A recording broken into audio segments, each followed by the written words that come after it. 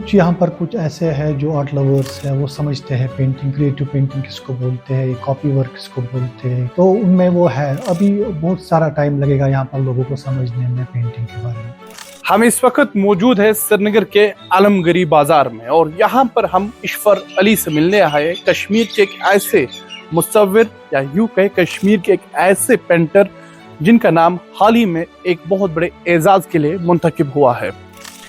ईश्वर अली ने पेंटिंग में न सिर्फ कश्मीर में नाम रोशन किया है बल्कि पूरी मुल्क के अंदर अपना एक खास नाम और मकबूलियत हासिल की है।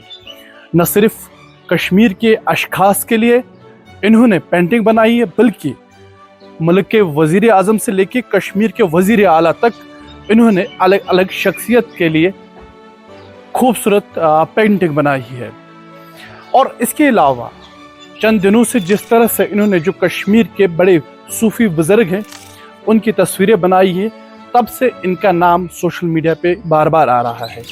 आज हम ईश्वर की ज़ाती ज़िंदगी और इनके फ़न पे जानने यहाँ आए हैं।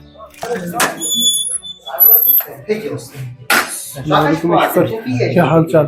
बिल्कुल तो ठीक सर, बाकी घर से सर पांचों ठीक नहीं, बाकी ईश्वर साहब आप ठीक है, मज़े में है। तो हम भी काफ़ी कोशिश कर रहे थे कुछ दिनों से आपसे मिले, तो आज आपके पास आए हैं। जिस तरह से आपका नाम बार बार सोशल मीडिया पे आ रहा है और जो आपका काम है, तो उस सब के लिए हम आपको मुबारक पेश करते हैं, क्योंकि कश्मीर में बहुत कम ऐसे हमारे आर्टिस्ट हैं जो इस तरह से काम करते हैं। शुक्रिया आपका हमारे पास आए। आइए दानिश साहब।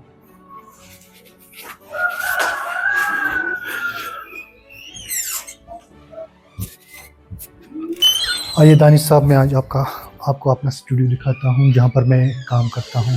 शुक्रिया शुक्रिया, लाजवाब, काफ़ी खूबसूरत आपका काम है। काफ़ी बहुत शुक्रिया।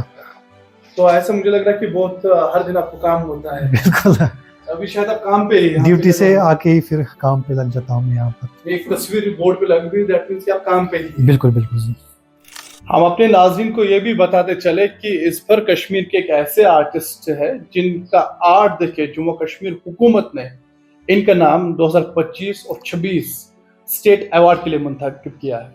इस पर जो एजाज आपको मिलने वाला है उस सब के लिए आपको हम इब्तिदा में मुबारकबाद पेश करते हैं। बहुत बहुत शुक्रिया आपका भी और स्टेट गवर्नमेंट का भी बहुत शुक्रिया, उन्होंने मुझे इसके लिए नवाजा। पोर्ट्रेट पिक्चर्स के साथ साथ क्या हाँ शायद कहलाता है कि ट्रेडिशनल? जी जी जी, ये ट्रेडिशनल टेक्निक है। बेस इसका जो है वो पेपर मैशी का है। पेपर को मैश करके इसकी शीट्स बनाए हैं, उसके ऊपर जो ये एम्बॉस किया हुआ है, ये भी ट्रेडिशनल टेक्निक पहले होती थी।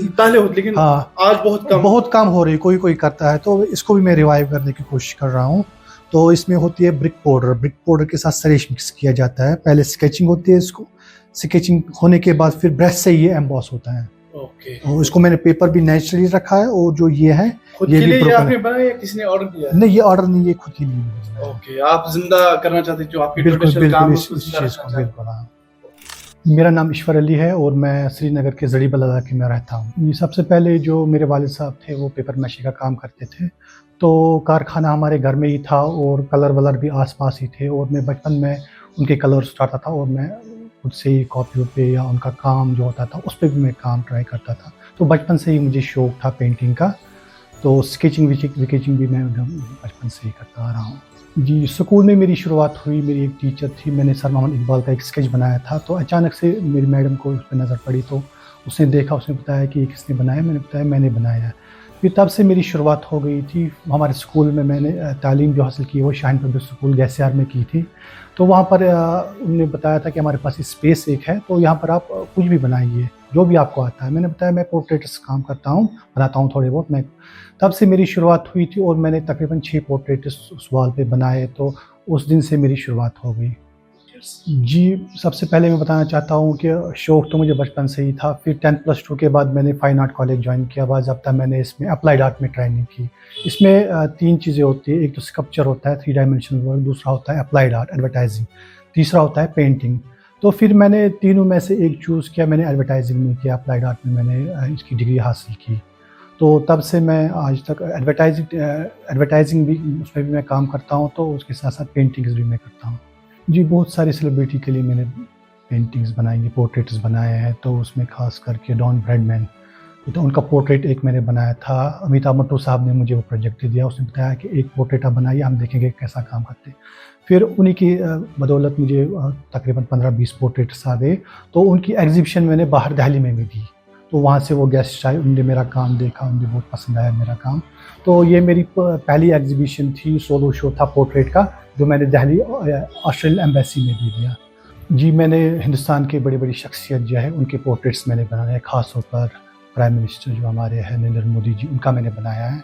और कुछ दिन पहले मैंने सीएम साहब का भी, उमर अब्दुल्ला साहब का भी पोर्ट्रेट बनाया। इसके अलावा मैंने बहुत सारे स्कॉलर्स का पोर्ट्रेट्स बनाए हैं, इसमें मौलाना इफ्तिकार हुसैन अंसारी है और बहुत सारे जो यहाँ के स्कॉलर्स हैं, इनके मैंने पोर्ट्रेट्स बनाए हैं। बहुत अच्छी रिएक्शन दी, बहुत तारीफ़ें की। मैंने खुद नहीं दिया उनका पोर्ट्रेट, दूसरे ज़रिए से उनको पहुँचा, तो फिर उनके साथ मेरी मुलाकात भी हो गई एग्जीबिशन में। तो कश्मीर हट में मैं लाइव काम करता, वहाँ पर वो मेरे पास आए, तो उसने वहाँ पर लाइव बहुत तारीफ़ें की मेरी, परेशान किया। जी, बहुत खुशी हो रही। पहले तो मैं उसमें कंप्लीट नहीं हूँ, मतलब पूरा नहीं हूँ। मैं भी अभी तालिब-इल्म हूँ, इस काम के साथ मैं अभी कर रहा हूँ अभी।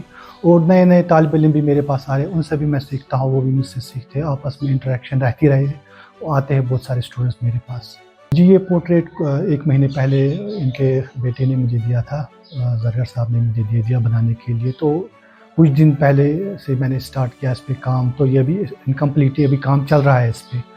तो इससे पहले भी मैंने इनके 2 पोर्ट्रेट बनाए थे हाफ साइज़ के। अब उन्होंने बोला कि इसको फुल साइज़ बनाइए, फुल मटीरियल पे, तो इस पे काम चल रहा है इस वक़्त। इसमें बहुत स्ट्रगल मैंने किए हैं, तब जाके मैं इस मकाम पे पहुँचा हूँ। बहुत सारे मैंने काम किया है इसमें, जब वो लोगों तक पहुँचा, फिर उसके बाद मुझे काम आना स्टार्ट हो गया। इसमें पहले ही नहीं होता, इसमें बहुत स्ट्रगल करनी पड़ती है, क्योंकि यहाँ पर जो कश्मीर में जो है, वो पेंटिंग का माहौल नहीं है। आप किसी भी घर में नहीं देखेंगे पेंटिंग लगी हुई, जो हैंड की हुई, ख़ास तौर पे क्रिएटिव पेंटिंग।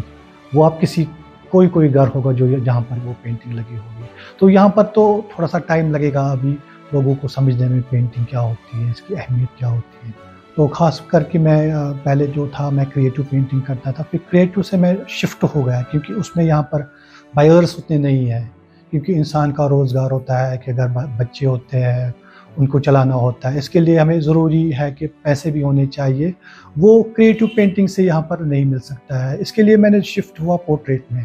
पोर्ट्रेट का काम बहुत चलता है यहाँ पर, कैलीग्राफी का काम बहुत चलता है यहाँ पर, तो फिर उससे शिफ्ट करके मैं कमर्शियल वर्क में आ गया, तो वो यहाँ पर बहुत ज़्यादा चलता है, तो वो मैं इस वक़्त कर रहा हूँ। जी, ये डिपेंड होता है आर्टिस्ट के मूड पे, आर्टिस्ट को कैसे मूड होता है। कभी-कभी जल्दी भी होता है, कभी-कभी सालों भी लगते हैं, महीनों भी लगते हैं किसी पेंटिंग।